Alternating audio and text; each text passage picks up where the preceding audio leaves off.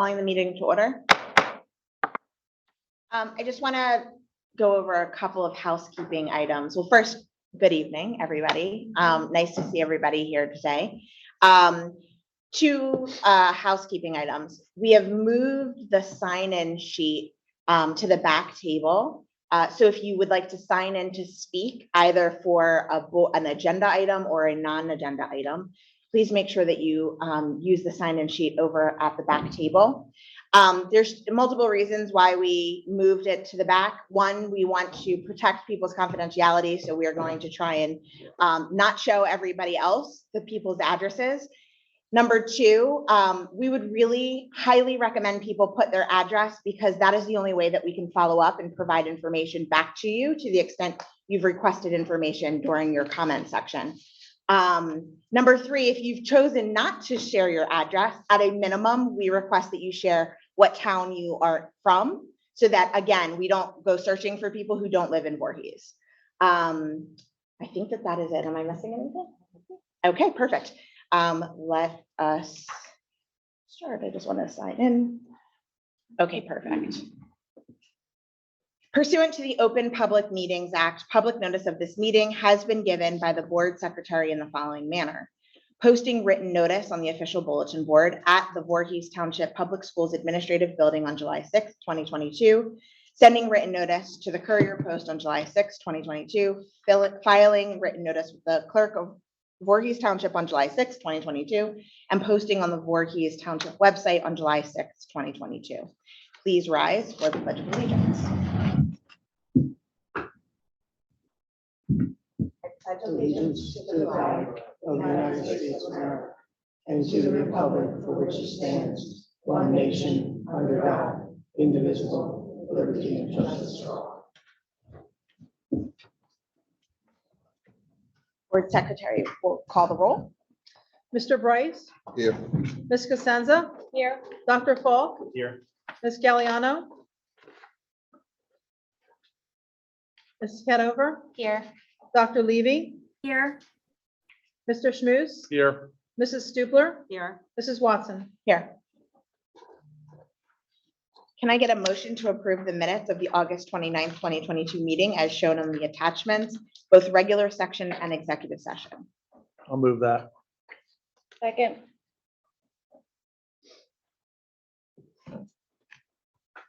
Online voting is open.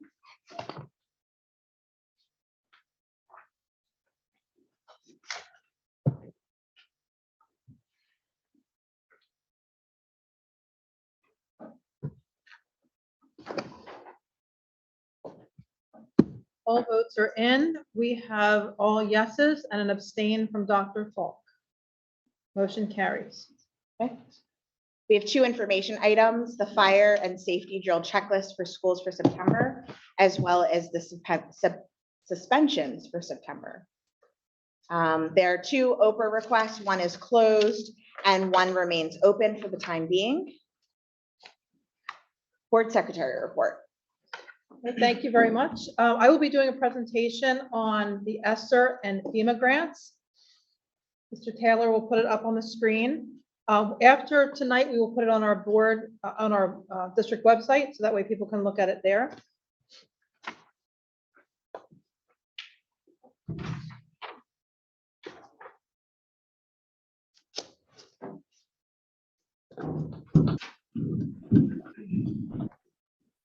First, I would like to thank Danielle Tricano-Curie for putting this together for me.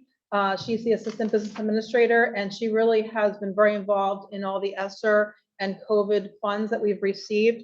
She tracks them, she uploads them into the state website, and then she submits requests for payment. So she compiled this information for me. If we can go to the next slide. Okay.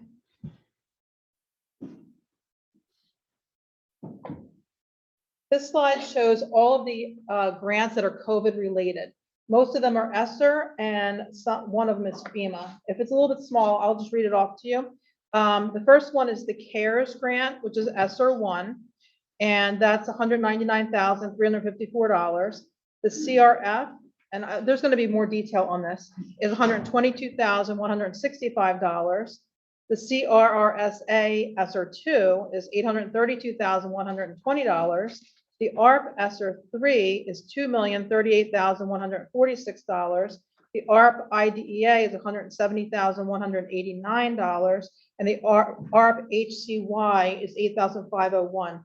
So you'll see the total funds that we received in that area are $3,370,475. And this money has to be spent between 2020 and 2024. The FEMA money is separate from any kind of Esser, and we received $697,582.54. I know questions have come up before, so we thought this would be very informative to go over this. And some of the we want to talk about some of the things that have been asked, so that way it's more understandable to everyone.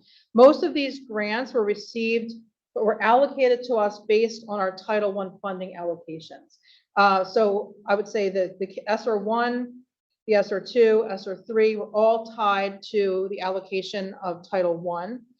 The CRF is based on enrollment. So we got $25 per student for the resident enrollment students and any charter school kids, and $128 per student for low income enrollment.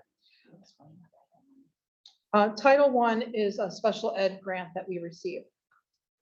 Okay, and then the FEMA grant, that came about during COVID also. And initially we submitted many items and we were rejected for some of them. So I'll touch base on that a little bit later. So initially we received $97,707. And then just last month or early this month, we got $599,875. All right, so this is the overview of all of them, and I'll be talking about each of them individually. So Mr. Taylor, if you can go to the next slide. Okay, so the first grant on here, the CARES Esser 2 grant, that stands for Coronavirus Aid, Relief, and Economic Security Act, Elementary and Secondary School Emergency Relief. So every time I say Esser, it's really elementary and secondary school relief. The grant period was March 13th, 2020 through September 30th, 2022. We found out about this grant in May of 2020. And then we were given our final allocation in October 2020. So some of it is retroactive, like we'll find out how much money we're getting, and then we have to fill out the grant details. They usually specify items that it can be used for. Many times it's just to make things easier to open up the school during COVID. And also it's to address accelerated learning and mental health. So this particular one, the award again was $199,000, and we allocated it $159,000 for teacher salaries for summer programs, classroom instructional supplies, payroll taxes for those summer programs, technology services, and custodial cleaning supplies, because we did have to buy a lot of additional types of supplies during the COVID road back plan. All these funds were expended and reimbursed from the state, except for $1,899, which was not ours. We also received money for the non-public schools, and they did not use their piece. If you can go to the next page. Okay, the next one is the Coronavirus Relief Fund. That one was a little bit different than all the Esser funds. And that one is the one I was saying was tied to enrollment and low income enrollment. So that money came directly from the state, and it was $122,165. We used that, we found out about that in September 2020. And it had to be spent between August of 2020 and December of 2020.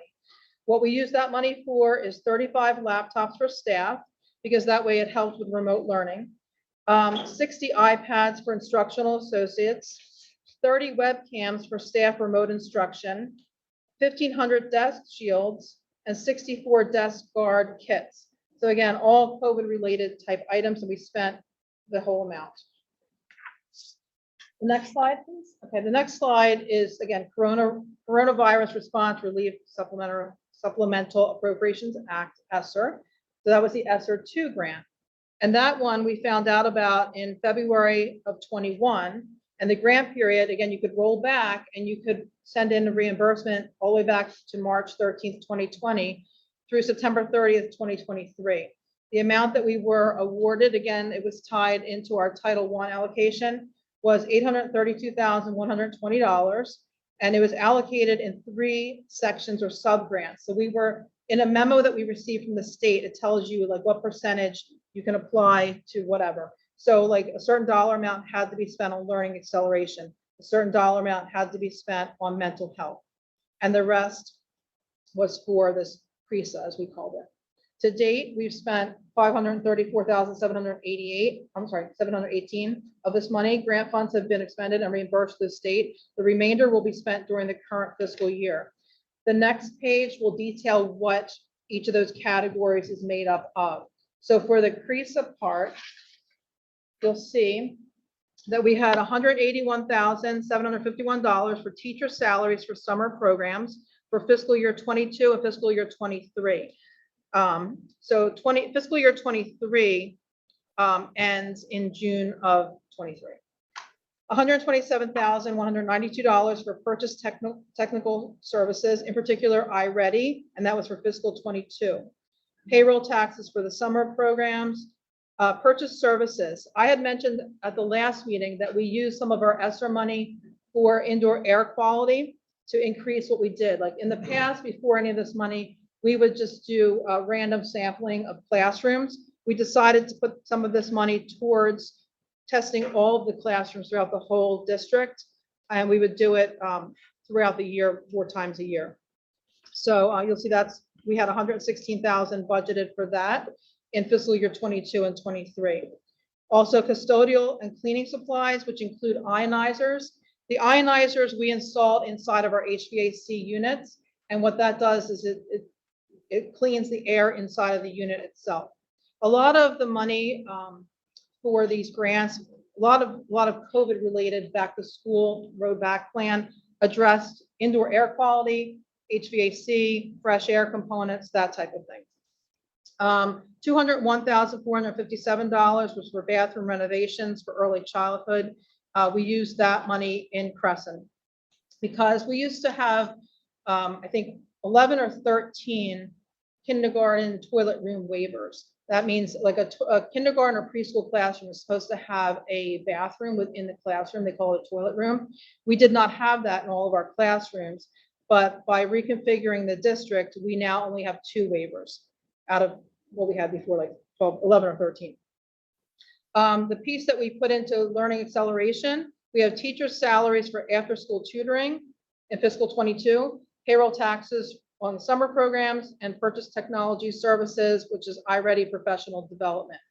The mental health component, we have $32,000 for guidance salaries for after school and evening counseling sessions over 2 years, payroll taxes for those salaries, a stipend for an SEL coach of $5,000, and parent workshops and support groups for $5,552.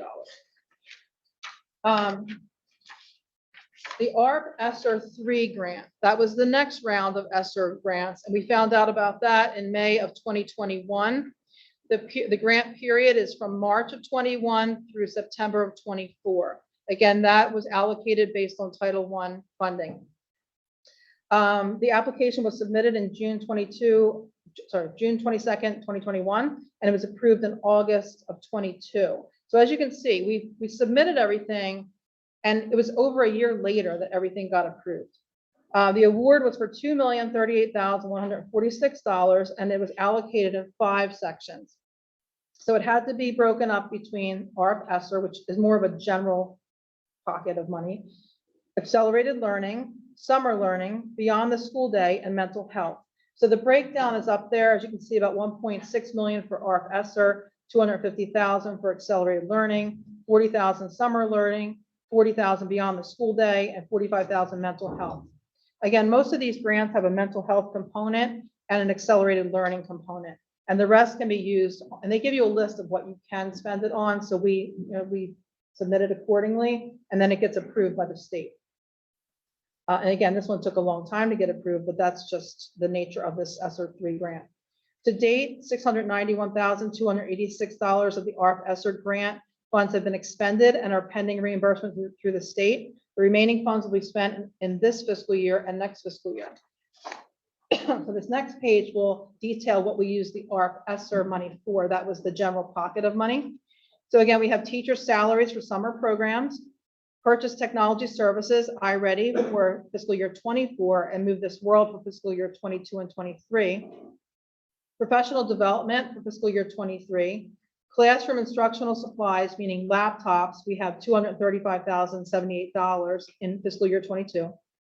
Lunch staff, support staff salaries for lunch supervisors and some other stipends, $459 for payroll taxes, $293,000 custodial supplies, custodial cleaning supplies, including lunchroom partitions. If you remember, all the cafeteria tables had lunchroom partitions to separate the children, and so we use this money to do that. HVAC filters and touchless hardware. Throughout the district, we changed all the hardware in the bathrooms to touchless, and we use this money for that. Window replacements for approximately 30 classrooms. That started this summer.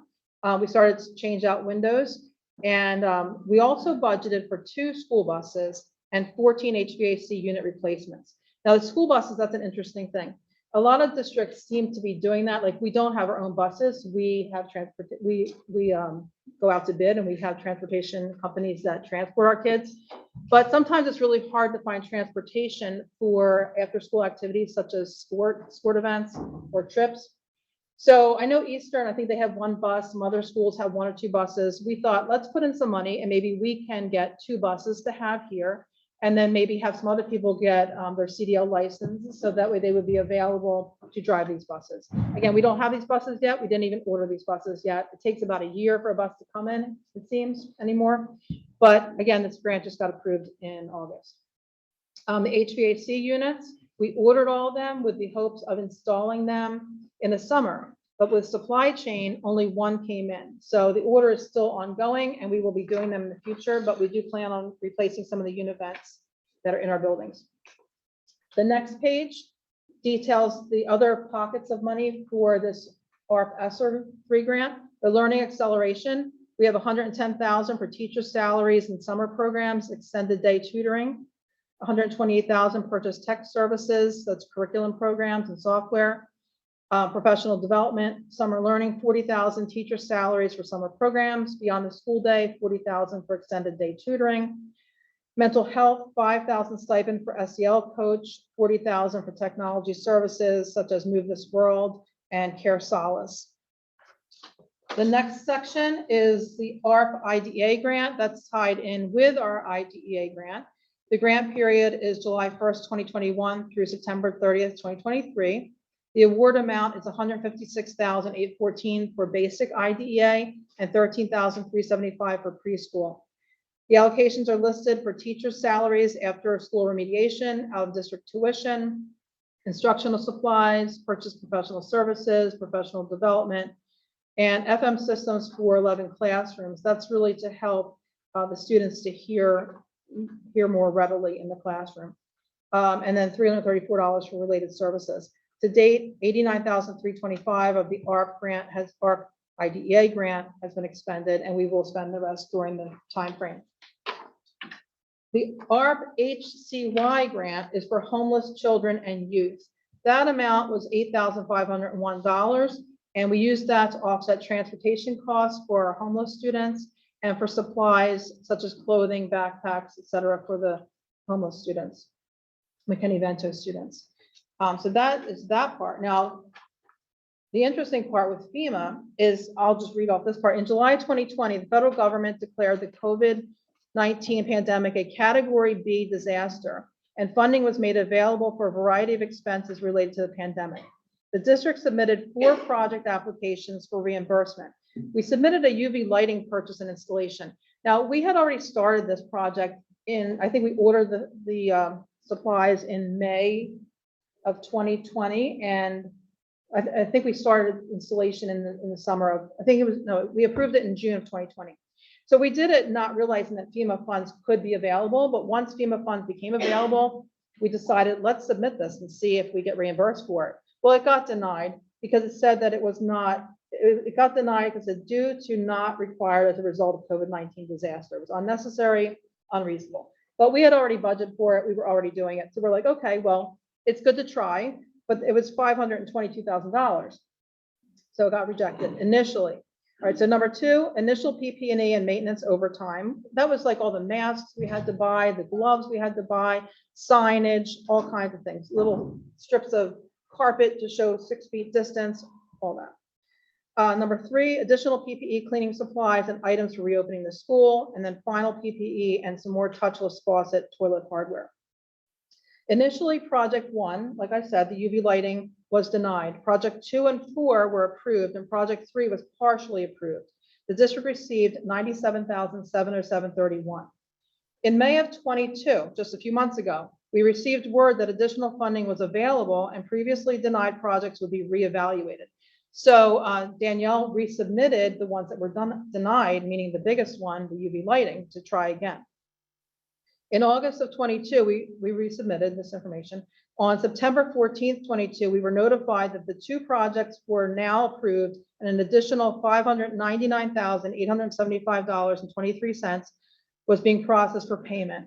And we received the payment 2 days later. So that was just a major surprise, but also we were so happy about it because that's a huge dollar amount, not that we were expecting that money.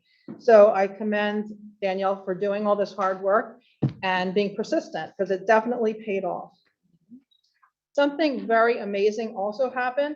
We received an email from the state, and it was from the Executive Director, Deputy Assistant Commissioner, Dr. A. Charles Wright. And they wanted to recognize us because we did spend some of our Esser money on HVAC improvements.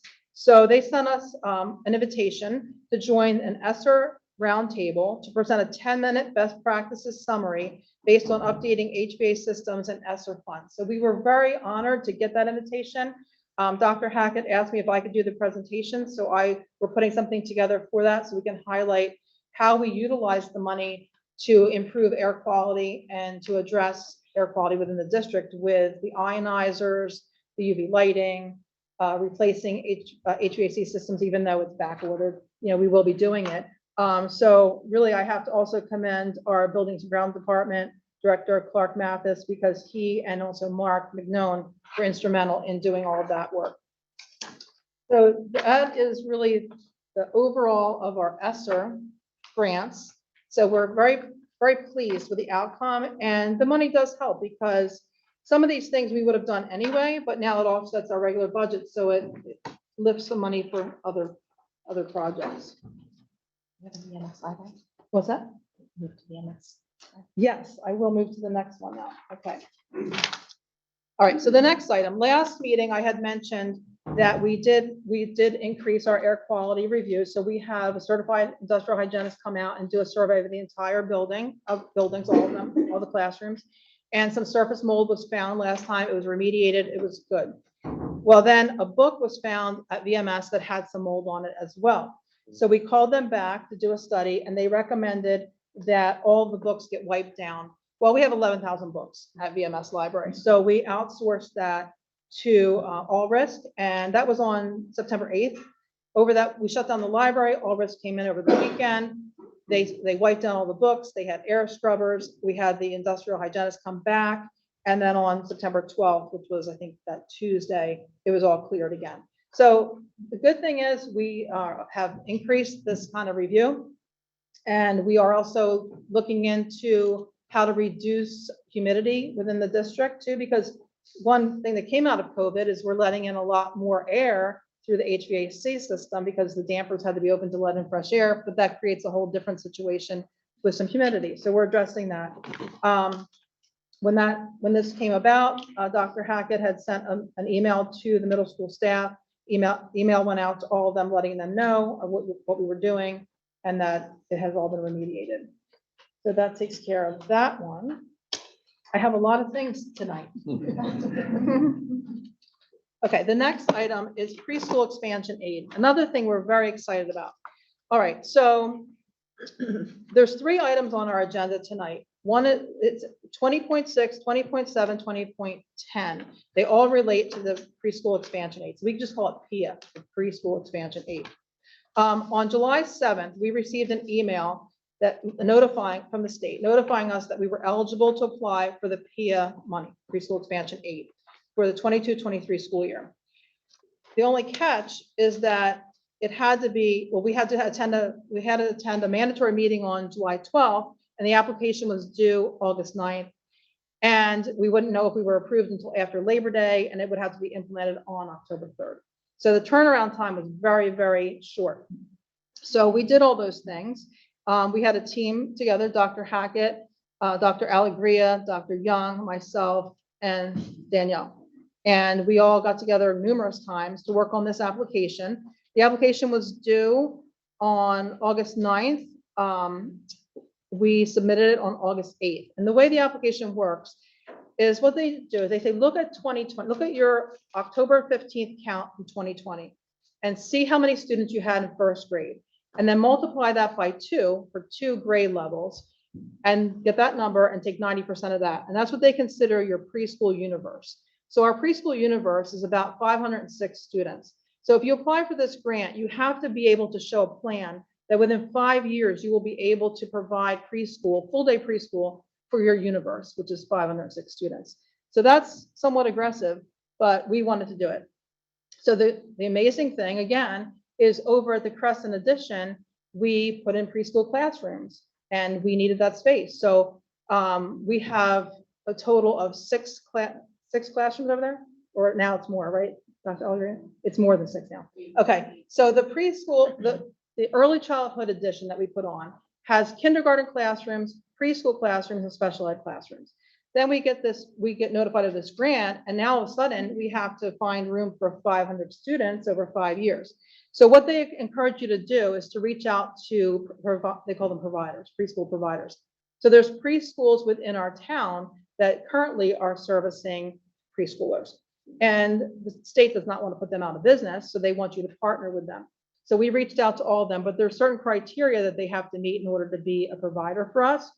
Their classroom has to be 950 square feet. If it's less, it can be as low as 700 square feet, but then we need a waiver.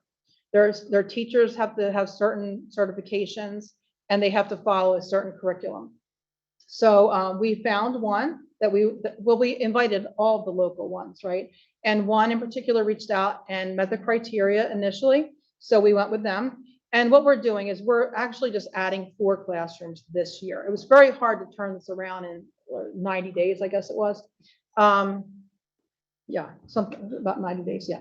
So anyway, so we said we can house 70 students this year. So the class size has to be 15 or less. So the preschool provider is going to house 2 classrooms of 30 children, and the rest we're housing here. Each year we had to come up with a plan of how that would grow to 506 kids. So our projection right now is 70 for this year, 190 for next year. So we still need to reach out to other providers and then also come up with a plan internally. So what you'll see on this agenda is at 20.6, we have the PEA acceptance of funds for $1 million, $1,02,410. It's based on a per pupil amount. We have the 70 pupils. You get a certain dollar amount for the provider children and a certain dollar amount for the in-house ones. 20.7 is the preschool provider contract. It's really a template that the state gives us. So we have that contract with Today's Learning Center, and they are on White Horse Road in Voorhees. And then the other item, 20.10, is our long-range facilities plan. We have to somehow house these 500 students, whether we do it in-house or at the providers. And again, we will be reaching out to more providers. There's lots of time planned to meet with them. But we put in there another 10 classroom addition, just in case. Again, this is not definite. This is just something we're putting in our long-range facilities plan. So from a previous demographic study that we had done, and also an architectural plan, there was room for like a 10 classroom addition at Osage Elementary. So for now, we just kind of went with that. We put that classroom, the 10 classroom addition at Osage, and we estimated 7 million because the one we just built was about 5 million. Again, doesn't mean we're doing it. It just means we're putting a placeholder just in case. But we're in the very early stages, but we need to show that we have a plan. All right, so then on September 6th, there was a letter of approval that we received a couple days later saying that we got the money and that we needed to turn this around. Since then, we have had many internal meetings. We've had transportation meetings because now we have to transport preschoolers, whereas before the parents to transport them because it was a half-day program. Now it's a full-day program, and it has to be equivalent to what we provide to our other students. So that all had to come together. So our transportation coordinator, Rob Cedar, was very busy reaching out to transportation companies. So you'll see some transportation items on here also. As of now, we have everybody accounted for, which is great. We had meetings with Today's Learning Center, and we've had meetings with the state to go over our budget and also the state liaison. So it's been a very, very busy few months, but we're very happy with what has been accomplished. There was a memo that went out from the state on September 8th, and it said that 27 districts received this money. When we were working through the application, I think we looked at the drop-down menu to see how many were there, and I think it looked like 100 of them. So we feel very honored to be one of 27. The last item in my section is a ribbon cutting ceremony. As I mentioned, we put on a 10 classroom edition over at Crescent, and it's already full. But we are going to have a ribbon cutting ceremony. It was done on time, which was amazing as well. Everybody worked very hard to accomplish that.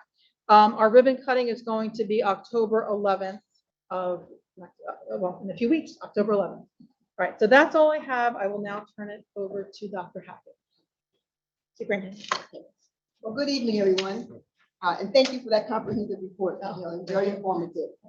So as I approach my 90th day as superintendent of schools, my excitement and enthusiasm continue to grow. Voorhees is truly a special place with an amazing staff, supportive Board of Education members, and an engaged community. One of the fascinating things that I find about our district family is that we have a diversity of perspective. As a superintendent, this is extremely helpful for me. It allows me to take into account all perspectives when I'm making a decision. And although my decisions may not please everyone every time, I can guarantee you that all of my decisions will be made with the consideration of all perspectives.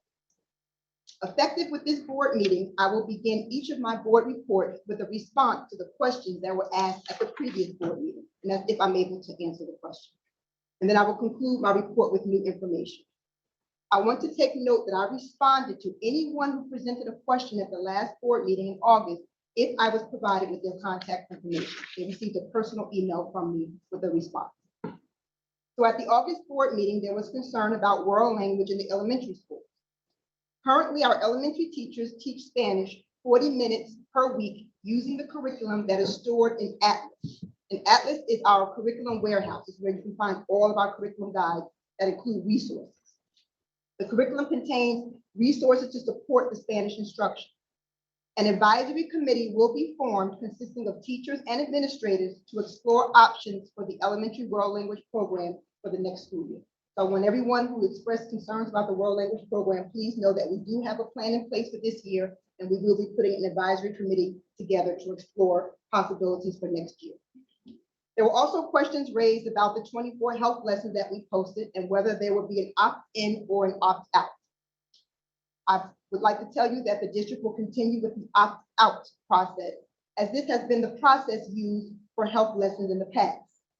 I would like to note that to assist parents in their decision regarding the 24 lessons that we posted online for about 2 weeks, and we set up a system for feedback. So to help parents determine whether they wanted these lessons or not, we posted them and we gave parents a venue to provide feedback.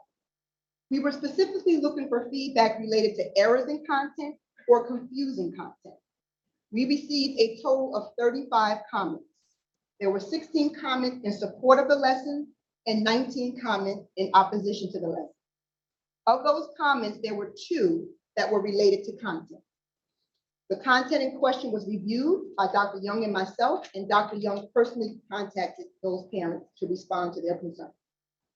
The 24 lessons were taken down on September 16th, which was the due date for the opt-out letters from parents. Parents, of course, can continue to opt out if they so desire. However, at this point, they would look at the health curriculum, which we have posted in Atlas, and they can contact Dr. Young if they have any questions or concerns. To date, we have 76 students district-wide who have opted out, or parents opted them out of a health lesson. That represents 2.5% of our population.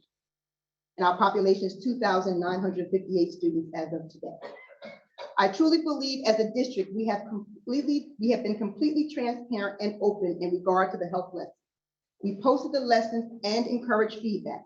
Not only did we encourage that feedback, but we responded to each and every feedback that was provided. Also at the meeting, there was a question asked about a parent advisory group. It was suggested that we have this group.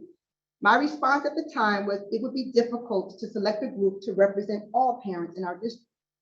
A suggestion was made at the meeting, at my last forum, that we have additional superintendent's forums to give parents an opportunity to come meet with me and ask any questions or express any concerns. I appreciate that suggestion, and I immediately implemented 4 additional superintendent forums. Parents will receive the dates of these forums in an upcoming monthly superintendent's newsletter, and they will be posted on the website. But for your information, tonight will be Wednesday, November 2nd, Thursday, January 19th, Tuesday, March 7th, and Monday, May 15th. And they will begin at 6:30, and they will be held right here in this building. So I encourage everyone to come out if you have any questions or concerns that you would like to share with me.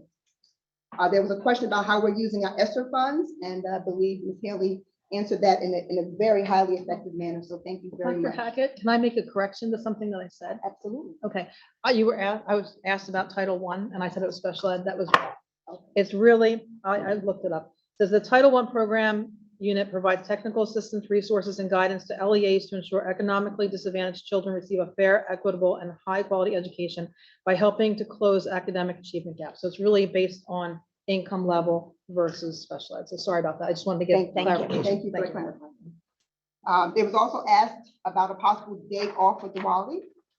After the board meeting, Dr. Young and I met about this matter, and we began to conduct research. Cherry Hill is the only school district in Camden County at this point that recognizes a day off. Eastern High School currently does not provide a day off. Dr. Young and I met with a person from the Indian community and received some information about Diwali that requires further exploration. Please note that our curriculum provides opportunities for students to be exposed to various cultures. Microphones. My friend here asked about microphones at our last board meeting. Please know that Mr. Taylor, our Director of Technology, and Mr. Mathis, our Director of Buildings and Grounds, is currently working together to make sure that we purchase a system that will align with our current technology system. And I'm hopeful that we will have a system by our next board meeting. So thank you for that suggestion. So that ends my responses from the August meeting. So now on to new information. In regard to our preschool program, we will have a meet and greet for our new parents. There are so many parents who will be bringing their children to preschool for the first time on October 3rd. And we want to make sure that they have an opportunity to meet and greet teachers and come into the building to expose their children to the school setting before October 3rd, which is Monday. So this Friday, September 30th, there will be a meet and greet at Crescent at 10:30. And for the parents who will be attending today's Learning Center, their meet and greet will take place at 11 o'clock on Friday. And again, during the meet and greet, parents will have the opportunity to meet their child's teacher, and students will be able to practice getting off and on the school bus. Again, the first day for these darling students will be October the 3rd. As we open our preschool classrooms this year, we are working toward implementing an action plan for next year. We have to work on that now. We have to open additional classrooms, as Ms. Haley said. We have to hire an administrator to assume the responsibilities of the early childhood department. We have to conduct an analysis of our existing space, which we're working on now. And we have to schedule a preschool provider orientation where we invite all the preschool providers in our township and encourage them to partner with us because we're going to need as many classrooms as possible for those 506 students. I'm proud to announce that Dr. Young and I had an initial meeting with the math department of Rutgers University to discuss a partnership to expose our middle school 8th grade students who are working above grade level to a project-based learning experience at the college level. This program will allow students to attend Rutgers University 8 times during the school year to work on a project in which they must solve a real-life complex problem using mathematics. Students will present their projects to parents and community members at a scheduled event. We will have a follow-up planning meeting that will include our middle school principal. We are excited about the possibility of this program and eventually extending it to more students and perhaps implementing a summer component. There was a question asked at my community forum about the achievement gap. I was asked if the achievement gap had increased or decreased when comparing the New Jersey Student Learning Assessment 18-19 scores to the 21-22 scores. Remember the last time before 21-22 that we took the NJSLA was in the 18-19 school year. So Dr. Young conducted an analysis for me comparing the achievement gap from those 2 years of test scores. For our special education students, the achievement gap increased for all grade levels in both math and ELA. So we experienced a greater achievement gap for our special education students. For our African American students, there was an increase in the achievement gap in English for ELA for grades 4, 5, and 7, and in math for grades 4 and 5. So we experienced an increase. For our Hispanic population, there was an increase in the achievement gap in ELA in grades 6 through 8, and in math for grades 3, 5, 7, and 8.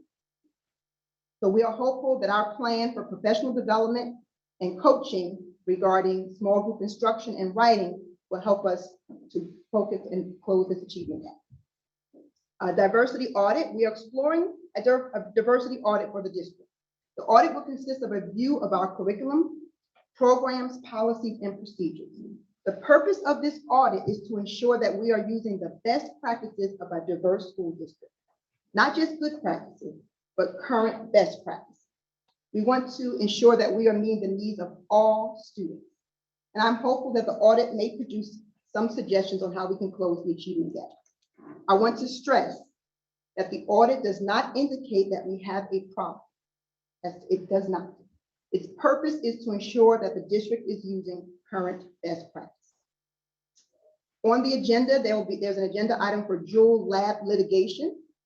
The France Law Group located in California represents over 800 school districts across the county in this litigation. According to the law group, the Food and Drug Administration, FDA, found that the benefits of Jewel Lab's product as a smoking termination device were outweighed by the harm of addicting non-smokers. Specifically, the head of FDA advised that Jewel was responsible for the youth vaping epidemic that we currently see across the country. So we will be joining in this litigation. The litigation is seeking for New Jersey school, if the board approves, the litigation is seeking for New Jersey school district clients the following: funding to install vape detectors, if that you can use your funding for that, funding for school resource officers, funding for psychologists with a background in addiction, funding for educational programs on the harms of vaping, and reimbursement of any funds spent related to vaping and education prevention. There is no cost to the district to join this litigation, and they are putting some positive results as being a part of it. I'd now like to move on to New Jersey CUSAC. Representatives from the New Jersey Department of Education conducted what we call a New Jersey Single Accountability Continuum, New Jersey CUSAC review, and they came this past spring. This review is the New Jersey Department of Education's monitoring and district self-assessment system for public school districts. It's how they assess the district to ensure that we are operating at an optimal level when it comes to policies, procedures, and practices. The system focuses on monitoring and evaluating school districts in 5 key components based on research that have been identified as key factors in effective school districts. The components are instruction and programs, number 1, number 2, fiscal, 3, governance, 4, operations, and 5, personnel. So they monitor these areas. There are numerous indicators under each of those 5 areas, and a passing rate of 80% is needed for each component to pass New Jersey CUSAC. Okay. So when comparing last spring to the last time we had CUSAC, which was also in the 18-19 school year, I did a comparison to 18-19, 21-22. So in 18-19, in the first area, instruction and program, we received an 87%. For 21-22, we received an 86%. We have met all the criteria for the curriculum and assessment and instruction. All the criteria that is indicated, we met. The issue that is keeping us from getting to that 100 is the subgroup. You okay? What's keeping us from getting to 100 is the subgroup performance, the achievement gap. So and that remains our focus. So we're going to continue to work on closing that achievement gap so we can move closer to 100. We have passed with the 86, but of course, we always want to get better. So we're going to focus on closing that achievement gap.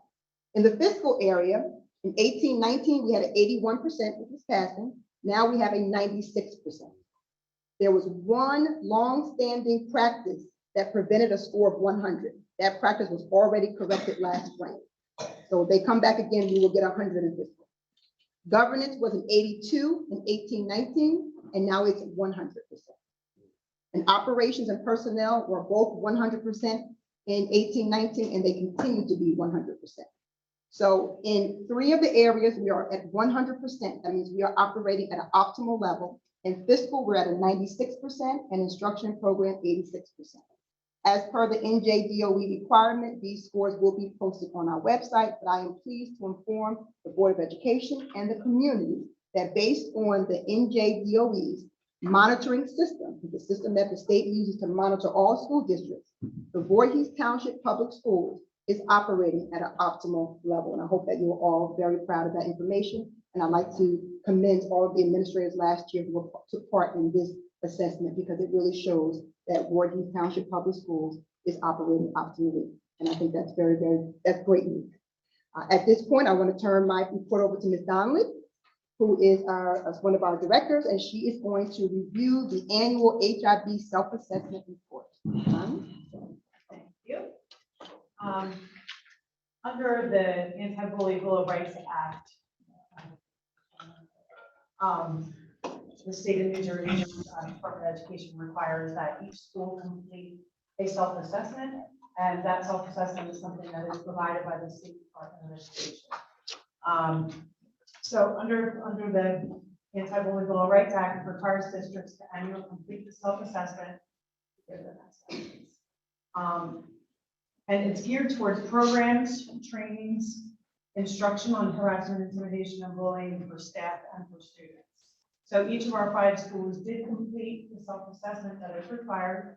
And basically the concept behind it is to just reinforce the programs and trainings that we already have in place and see what we can improve on. So it uses 8 core components. The HIB training and program initiatives, training on our board approved policies, other staff training and program, curriculum and instruction as far as it relates to harassment, intimidation, and bullying, our HIB personnel, school level reporting procedures, HIB investigative procedures, and HIB reporting procedures.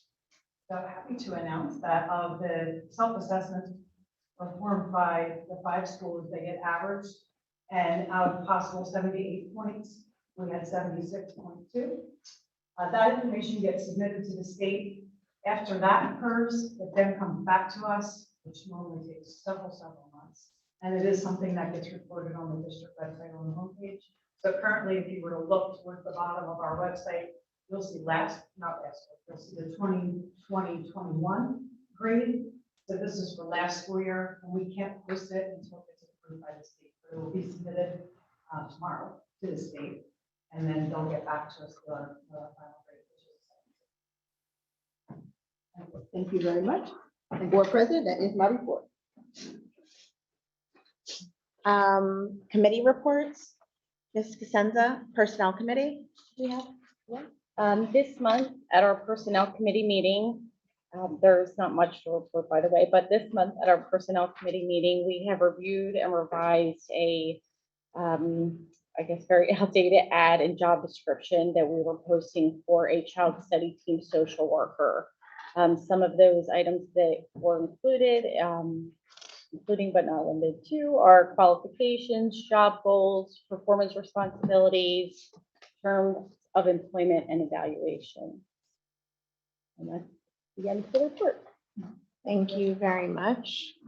Policy Committee, Ms. Galliano is not here. Dr. Levy, can I ask you to provide a very brief update? If not, I'm happy to do so. Yeah, sure, I'm happy to do so. Earlier this evening, we met the policy committee and we reviewed policies for second reading, which we had no concerns about, and then reviewed 2 policies for our first reading. Those 2 policies are, I forget the first. 9700. Policy 9700 about materials to be submitted and hung at the administration building. And the second policy, I think it's 2425. 2425. And those are both policies for first reading, so we'll see those again next month.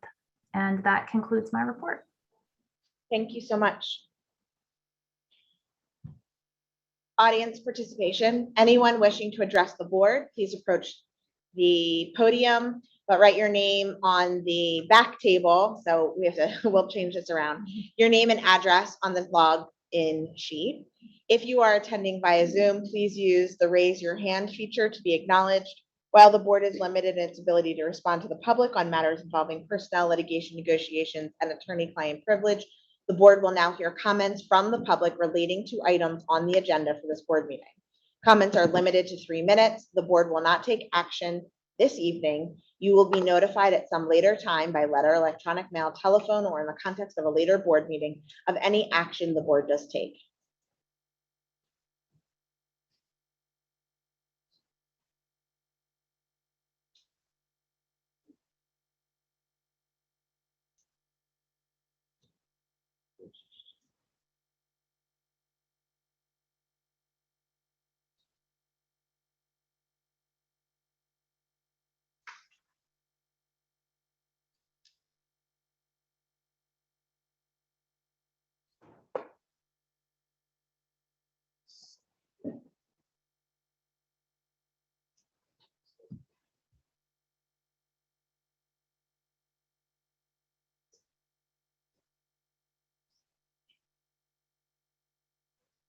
Hello, my name is Julianne Purdy, and I'm a Voorhees resident and mother of 4 young children, ages 7, 4, 2, and 2 months old. In June, I addressed the board and expressed my frustration at the state of the early childhood education in Voorhees and the way in which the preschool lottery system is implemented. I'm for this board and administration to invest in early childhood education so that every child in Voorhees would have access to high-quality, free early childhood education as a vehicle to address inequality and academic excellence. I couldn't have been happier to hear about the Preschool Expansion Grant earlier this month. What an incredible gift and opportunity for Voorhees. Tonight, I want to take a moment to thank the board, Dr. Hackett, and all the administrative staff. Firstly, for the work that must have gone into the grant application process, as Ms. Taylor explained earlier, which is just, it's amazing what you guys were able to pull off here. The diligence, second, the diligence and speed the administrative staff put into this expansion to get it off the ground in such a short amount of time. This is truly an Herculean feat, from hiring staff, working with providers site, notifying families off the wait list, assigning classes, and setting up bus routes. I'm just blown away at what this district has been able to accomplish. I'm so grateful to every single person who no doubt worked around the clock to pull this off in such a short period of time. There is for sure more work to be done. We're still only capable of serving a small subset of the working population. And there should be more transparency and efficiency around the lottery system before we're able to completely do away with it. But I know I speak for myself and many other families when I say thank you. This is a huge step forward, and thank you for making it happen. You made us proud. Congratulations. I also want to thank Dr. Hackett for the transparency and answering questions from last week's meeting. It's incredible to know that you're listening to our remarks and seeing this as a partnership. So I just wanted to, that was really great to do that. Thanks.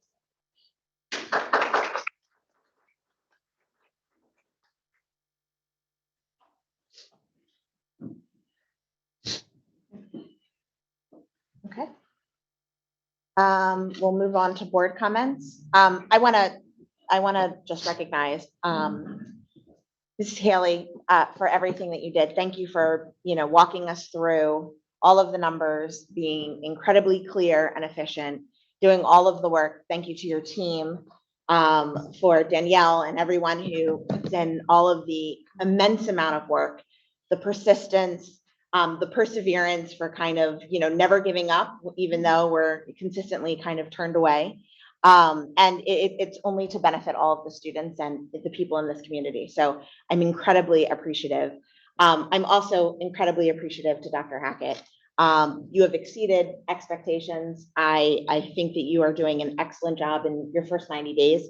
I consistently hear fantastic feedback about how open, honest, and transparent you are, how available you are. And I love seeing you at all of the different school events, which has been a welcome change. So thank you so much. Any other board comments? I was going to thank Helen and her team, but I can't top that. Thank you, Helen. I had some really nice time yesterday reading. I went through page by page. Unbelievable, just incredible. Thank you to you and your team. Thank you, Danielle. Mrs. Newport?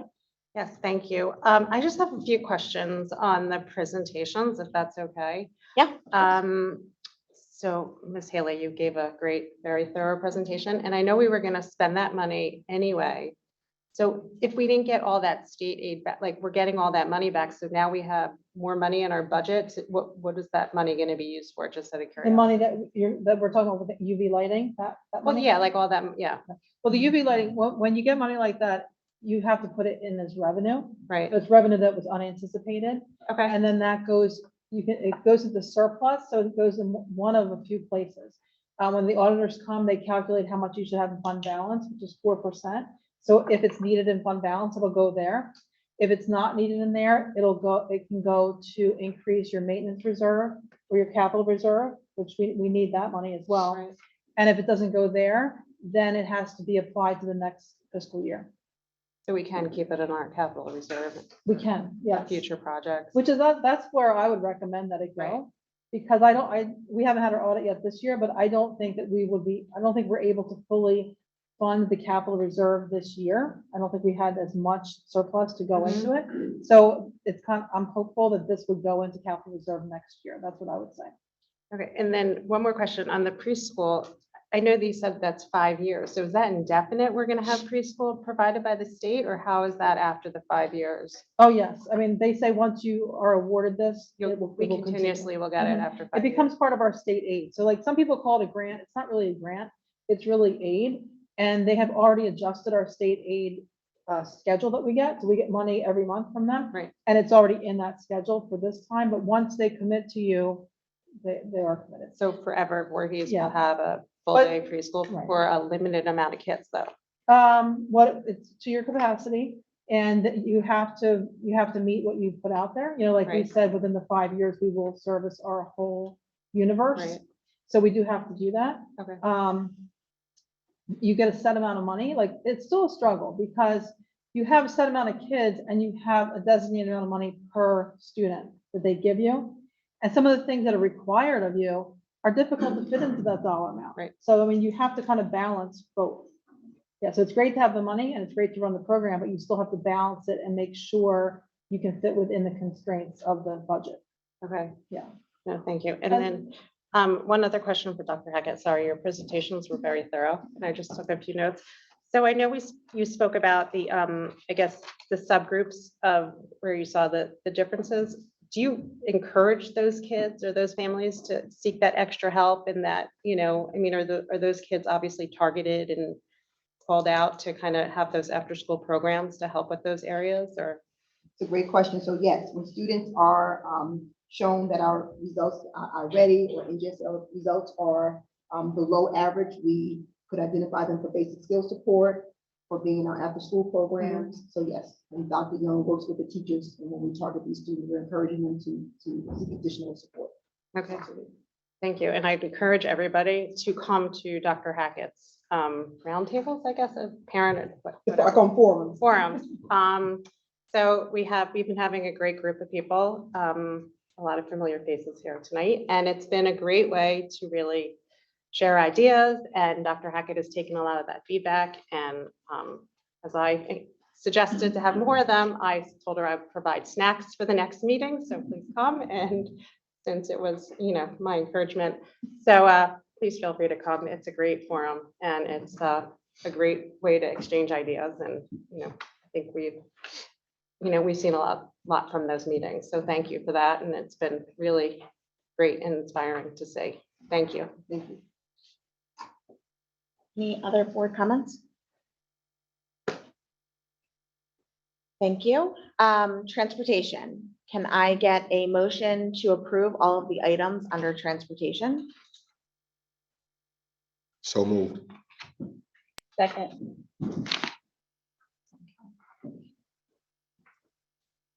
Online voting is open.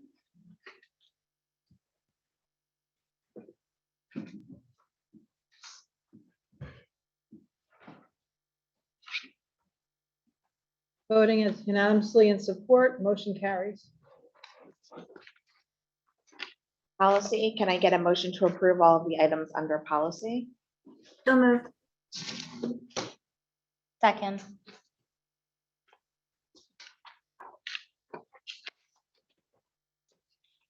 Online voting is open.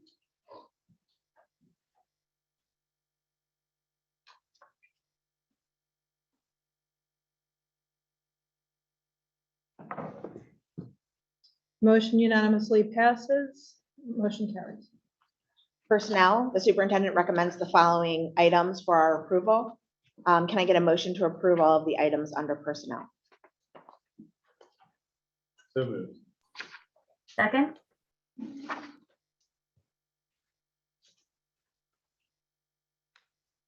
Online voting is open.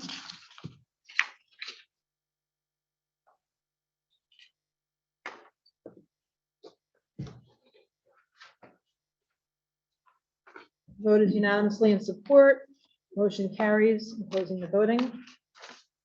There are no items under deferred action. New business, can I get a motion to approve all of the items under new business? I'll move that. Second.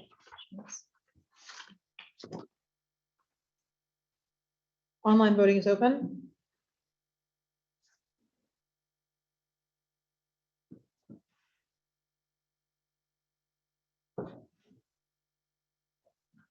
Unanimously, yes, motion carries. Our next meeting is October 19th, 2022. It will be here at 7 p.m. Audience participation, anyone wishing to address the board, please approach the back table and write your name and address on the login sheet. If you are attending via Zoom, please use the raise your hand feature to be acknowledged. While the board is limited in its ability to respond to the public on matters involving personnel litigation, negotiations, and attorney-client privilege, the board will now hear comments from the public. Comments are limited to 3 minutes. The board will not take action this evening. You will be notified at some later time by letter, electronic mail, telephone, or in the context of a later board meeting of any action the board does take.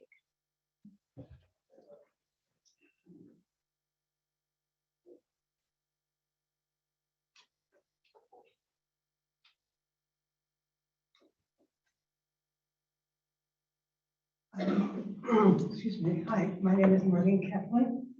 I have a few things I would like to say. Thank you to all of you. Last month, you made the comment that you don't get thanked.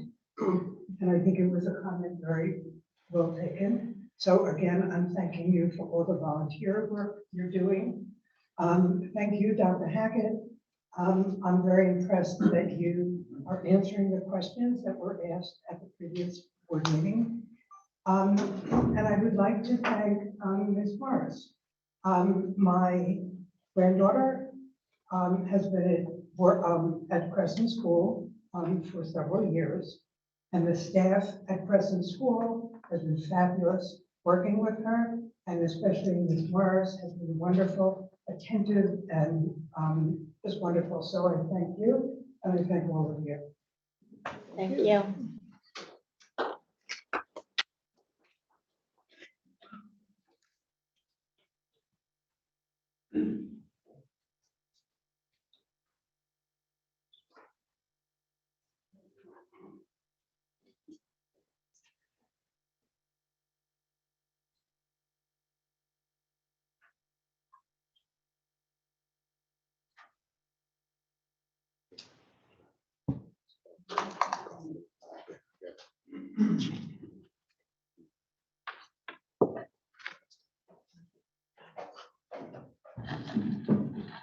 I'm Jacob Rosner. I'm a Voorhees resident.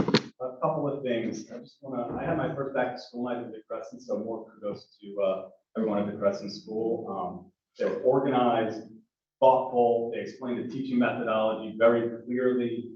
It was great to see the slide deck. It was very organized.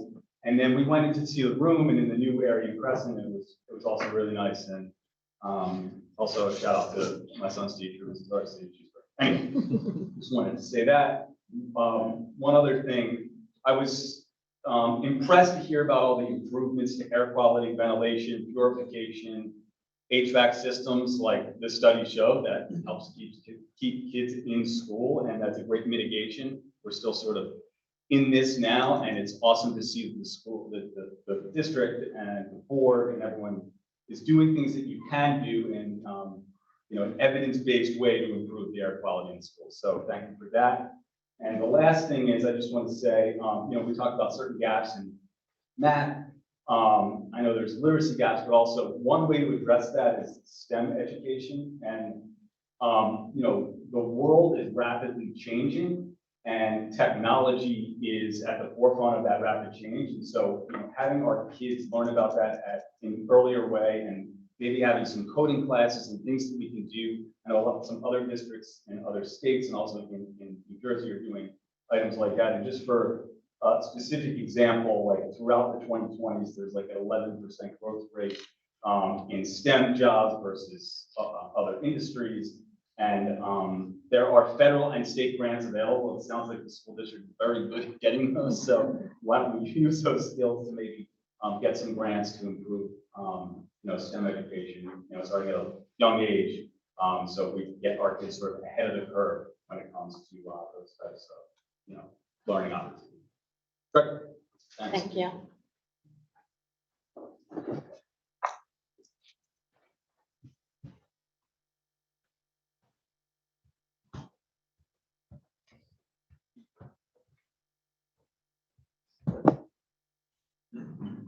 Good evening. Dr. Hackett, I just want to say thank you for all your hard work. We've been asking for transparency for a while from the board, and now we're getting it from you. And I just want to say how appreciative I am for that. You and I met last week. You were very attentive to my concerns. You addressed them in a respectful and understanding manner. And I just want to say thank you for that. Thank you for coming and being attentive to our issues and concerns. And I'm hopeful that we can continue that dialogue going forward. So I just want to say thank you, and I'm looking forward to hearing back from you on the issues that you might discuss. So you did email me saying that you were, I guess, doing a committee or something with Dr. Young in regards to some of those concerns we talked about. So hopefully I'll get back from you on that soon. I'm looking forward to your next board meeting. I think that is a good way to do the parent advocacy groups that we've been talking about. To give us an opportunity to be personal. So thanks. I think that's a great way to engage the community to address the concerns personally. So thank you. Getting back to, I know a lot of us have been talking about the issue of STEM.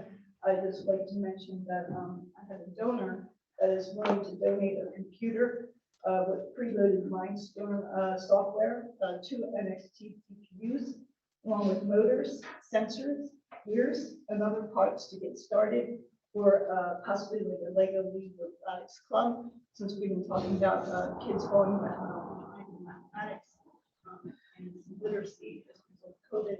I think this would be a way to get started, to help our kids get engaged, especially girls and get more into mathematics. We also have to be a volunteer or a teacher to help the reverse coach this Lego Robotics recommendations. We get that software to go to help engage kids.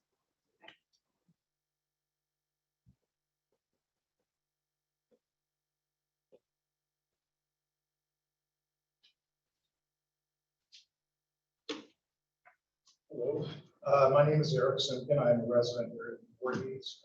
Mrs. Hill has an awesome presentation on this response document. I think that's amazing. Answers on there's a lot of possibility here, and we all appreciate that communications and transparency. I do want to say though, at the last board meeting, when this board adopted the curriculum for sex education, attempting to meet the 2020 New Jersey learning standards, they used a source called Advocates for Youth. Advocates for Youth, according to their IRS 499 quote, trains thousands of youth advocates each year to serve as advocates and leaders in the progressive, quote, progressive. Sounds like politics. They provide the curriculum for free, and we all know there's no such thing as free. So we just thought our parents and guardians to do their own research and form your own opinions.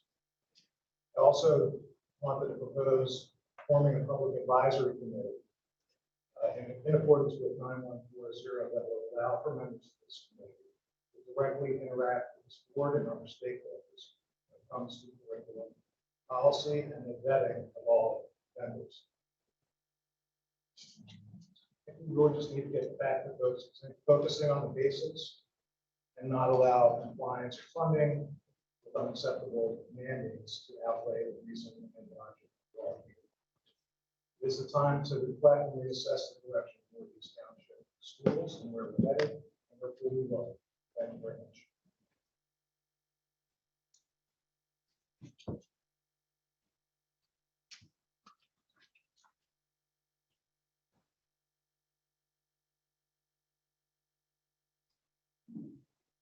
Wellings, I'm also a board president for 14 years. I want to thank you, Dr. Hackett, for having the Esser committee for the way you appreciate that. The way another avenue for people to address any concerns rather than really make just a quick question. As far as the Amaze videos that are being used in the Best Ed curriculum, can you just advise if there are kids that are accessing that, is there a way to prevent them from accessing all other Amaze videos once they're on the platform? There are numerous studies outlining the effects of gender identity curriculum to children under 10. A stable sexual identity is key to individual development. This will interfere with that development. So we'd like to see some kind of studies stating that this is necessary for the kids. Also, please advise how the district is addressing the learning loss from the pandemic. The math scores and reading scores have dipped tremendously. And we've had an excellent presentation regarding mental health and all these other programs, but the academics and the learning loss didn't seem to be addressed. And we would like to know how that's being done. Thank you.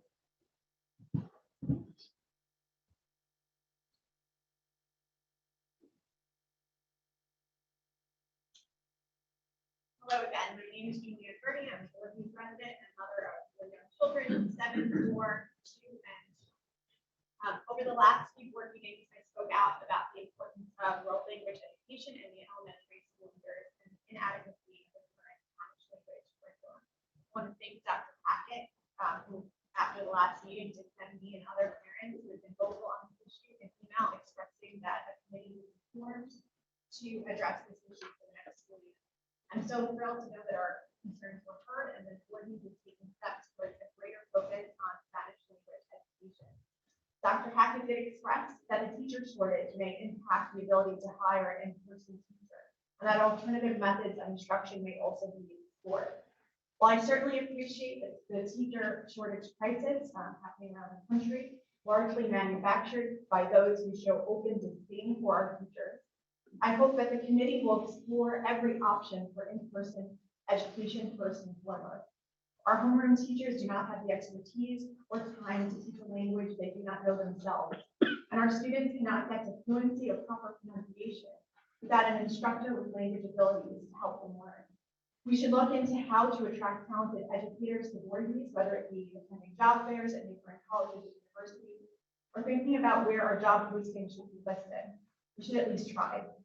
And if alternatives do need to be explored, I hope it will still include some sort of live instruction, whether it be in a virtual format, maybe just not app or video-based learning, not enough. In addition, I also want to encourage Voorhees to look into greater STEM opportunities for our learners. There are some great curriculums and programs out there to teach beginning coding to students as young as in kindergarten, and I really hope that we can bring that here. I don't want our students to be at a disadvantage. Finally, I want to touch on school security. I distinctly remember walking my son to school after the Uvalde shooting last year and walking home alone in Audit.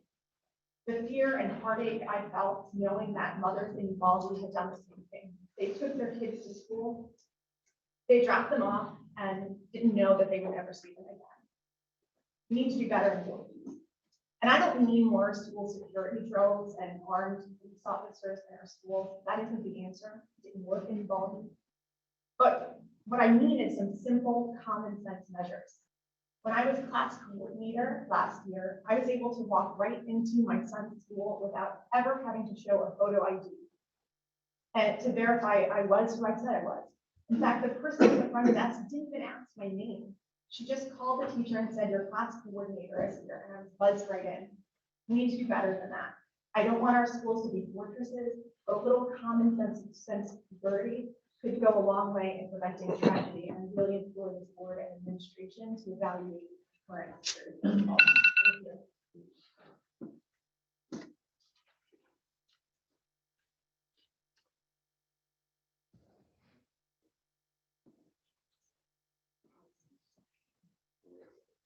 Hi, my name is Russell Munyon, and I am a police president. I would like to thank you all for voting to implement the updated curriculum standards in our town. Because you responsibly follow the state requirements, our schools are not at risk of losing funding and or state grants or experiencing a reduction in the high school rankings we historically enjoyed. For all community members, taxpayers, and most importantly, our children, meeting the high standards of New Jersey public education is of utmost importance. I think we can all agree that the updated curriculum changes are sweeping. They have affected social studies, science, world language, and health classes across all grade levels. Most of the teachers were not notified of these curriculum updates until late August when their lesson plans were already complete. My question is around training and planning as it impacts both time and resources. In what way are the teachers being provided the time to create lesson plans for our students? Could there be an initiative where all teachers for one grade were provided with substitutes for one day so they could work together to establish effective lesson plans? In what way are they being provided additional resources? Is there in-person training for Duolingo, the world language platform that's been newly released? Since taking world language is an elective at college level, many teachers may have chosen other electives, being left with no college level training in any foreign language. What resources are provided so they can teach a subject outside their area of training? Teachers are the backbone of our school system. The success of every student rests on the relentless drive to serve our community day in and day out. In what ways are we ensuring that morale is lifted? Often appropriate training, resources, and active support from both administrators and parents provided a much needed boost to a declining shift in workplace morale.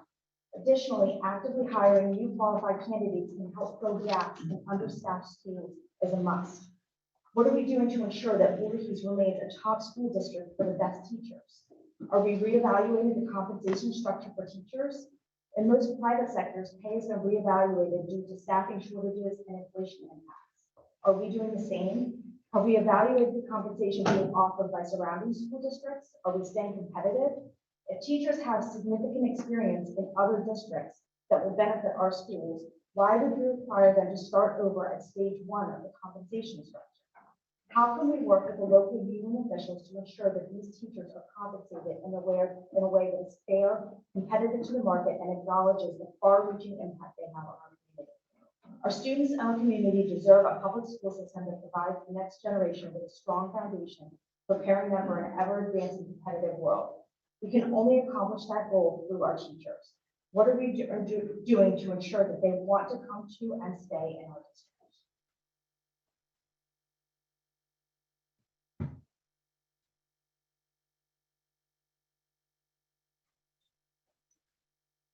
Hi, my name is Diana. I did not prepare anything as usual, but I just wanted to actually echo the sentiment about security. I know my first 3 days in school, I was let in without being ID'd once. And then I saw a kid run out of the building and stand there for like 5 minutes until the teacher realized that the kid was up there. I know these things happen, trust me, 20 kids, I can barely handle my 2, but it's just definitely something that is concerning to me as a parent, especially in this climate. I want to make sure it's safe. That's a big one for me. That's all I want to say. Oh, and thank you guys and all the people for all the time. Thank you guys. You guys are so good at school. appreciate that. Thank you.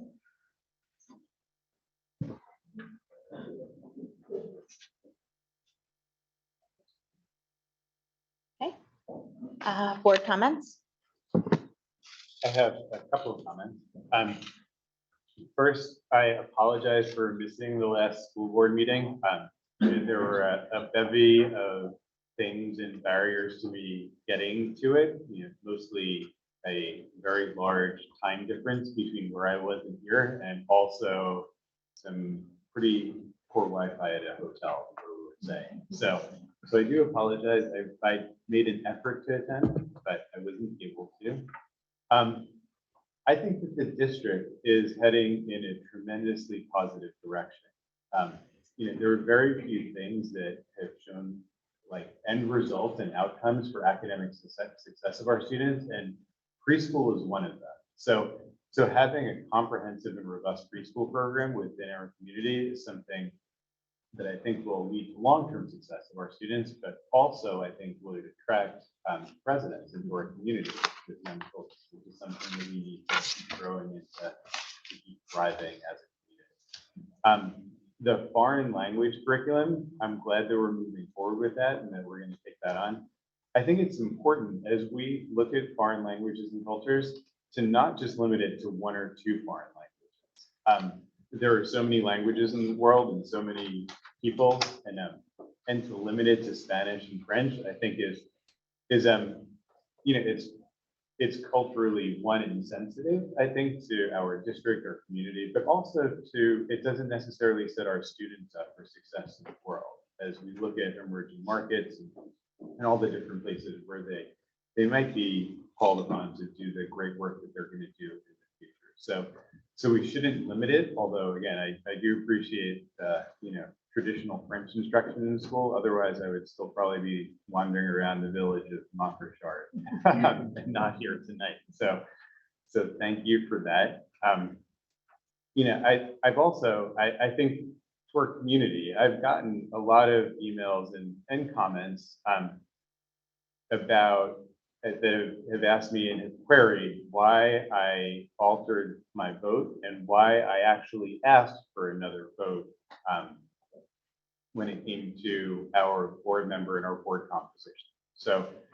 So one, I'd like to say to our community, I'm flattered because nobody has really paid attention to who I've been talking to and really wanted to get inside my head since my girlfriend when I was a freshman in college. So thank you for making me, feel engaged. But I think that it's a complex process. And one of the things that I actually spend a lot of time in my life teaching is decision-making that's related to critical thinking as it relates to the medical field. But I think the probabilistic principles hold the same when we're looking at any decision. So when I was presented with all of the board candidates, one of the things that I always pay attention to is what are outcomes going to be? And I always want to pick who the best candidate is and make the best decisions to have the best outcome for our schools and for our students. And I think at the time, one of the things that was happening, and is still happening in our district to some degree, is that there was a lot of political rhetoric going on. And there still is to some degree some political rhetoric, which might hinder the functioning and the high functioning of our school district because people become very engaged, partisan, and they're not able to cooperate. So the outcome that I was looking for when I initially made my decision was to be able to have somebody who is calm, cool and collected, but also I think somebody who wasn't engaged at all and was going to bring down the rhetoric. I've been thinking a lot about what schools are for and what school districts are for and what the role of public education is in our lives. And I think that it serves a number of roles. So one of the roles and one of the most important roles, obviously, is to create people who can function well and become good citizens and contribute to society when they grow up. But I think that we're missing something. And one of the outcomes that I think I was missing is that school districts in public education in America is essentially a giant venture capital fund. So we pour a ton of money into a lot of children and into their education and make sure that they're learning all of their basics. But I think that the one thing that we're providing and the one thing that was missing as I was thinking about this is that we're looking to provide a certain spark to certain students. And I think that that spark comes from our teachers, it comes from our administrators, it comes from the principals in our school. And that spark, when it's ignited into flames in some of our students, is what's going to create our future leaders and our future discoverers and our future artists and the people who really are going to take our society to the next level moving forward. So when I came to that decision, I changed my mind because I wanted to put our district and have the best person here who is going to help us create that spark and fan those flames. So that's a little ride through my head. I hope it wasn't too rambling for anybody, but that was what my decision was based upon. I would like to thank all of our teachers for providing that spark, and I hope that our district can continue to provide that spark for children moving forward, and that we're able to create those future leaders and discoverers and the people who are not only going to be a part of our society, but also lead it in the best direction.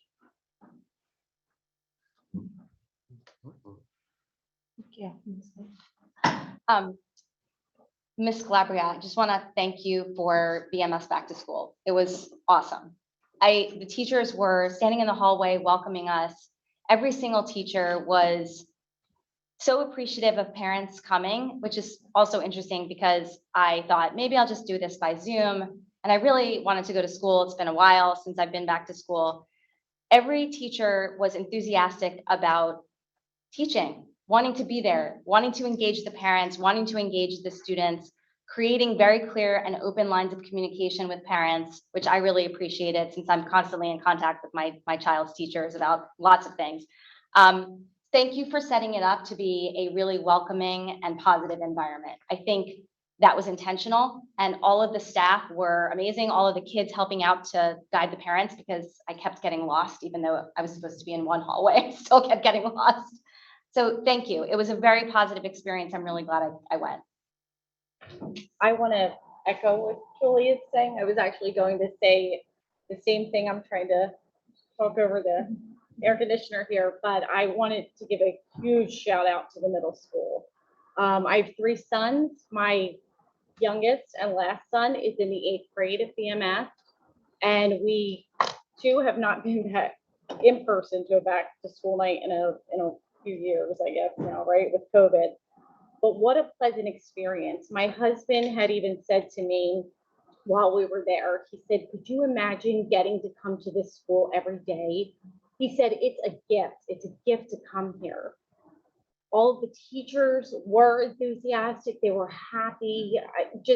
I even had a girlfriend whose son was entering VMS this year say to me, these are my son's teachers. Who should I worry about? Is there anyone I should be concerned about? And I said, no. I have had 3 sons go through that middle school, and each one has had an amazing experience. And if you don't have a child in that middle school, or your child's not to the middle school yet, you may not be in the middle school all the time like we are, Diana, with the PFA and stuff like that. But I assure you, once your child gets there, and my girlfriend had said this to me, she said, Kelly, I am blown away. I'm blown away at what I, experienced and witnessed at our back to school night. And she said, I'm so thrilled with the teacher communication. She is totally happy with it. And, it's just, thank you, Calabria, because, and your staff. So I just want to give them a shout out because I know BMS doesn't always get, we're always talking about the other schools. So thank you. I do also want to recognize all of the fall festivals at all of our respective schools. That took a ton of effort and time. And thank you to all of the PFAs that made that happen. I know we were at Signal Hill. It was fantastic. I've heard wonderful things about Crescent and Osage. So it was a great turnout. I think everybody was excited to see each other and get back to a little bit more normalcy. And I echo the sentiments about back to school night. I think it was a really nice energy, which is long overdue. All right. Any other board comments? Otherwise, we'll finish off the meeting. Finance, I'm sorry, Bruce, was there anybody? Okay, thanks. Finance, can I get a motion to approve all of the items under finance? Motion to approve. Second. Online voting is open.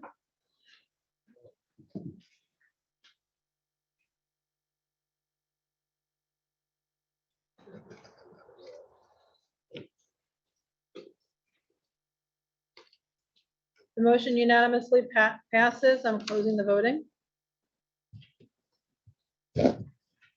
We have no executive session tonight. Can I get a motion to adjourn the meeting? So moved. Second. All in favor? Aye. I got John back to school.